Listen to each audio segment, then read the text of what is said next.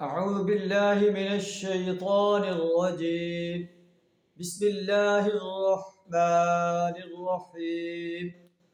لا يتخذ المؤمنون الكافرين أولياء من دون المؤمنين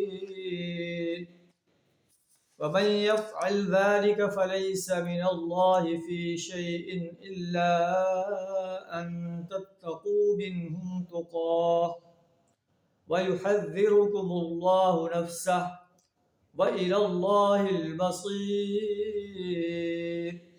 صدق اللہ العظیم. سورہ آل عمران آیت نمبر 28 آپ کے سامنے تلاوت کی ہے، جس کا ترجمہ کچھ اس طرح ہے: لا يتخذ المؤمنون الكافرین اولیاء من دون المؤمنین.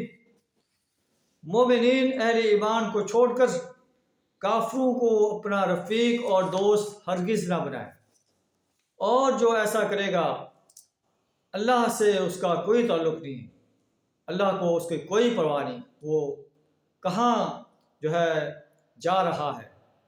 جہنم کی آگ میں جا رہا ہے، بغاوت میں چلا جا رہا ہے، گمراہی میں چلا جا رہا ہے. ہاں، کافروں کے ظلم سے بچنے کے لیے تم ایسا کر سکتے ہو، وقتی طور پر ایسا کر سکتے ہو. وَيُحَذِّرُكُمُ اللَّهُ نَفْسَهُ. اللہ تمہیں اپنے آپ سے ڈراتا ہے کہ اللہ کے آرڈرز کے انکار کرو گے، نافرمانی کرو گے تو تمہیں جہنم کے عذاب کا سامنا کرنا پڑے گا. وَإِلَى اللَّهِ الْمَصِيرُ.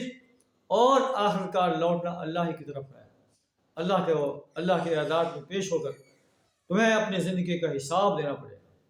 اللہ سے دعا ہمیں اپنے اس آرڈر پر عمل کرنے کی توفیق عطا فرمائے، اپنے نافرمانی سے اپنی پناہ عطا فرمائے.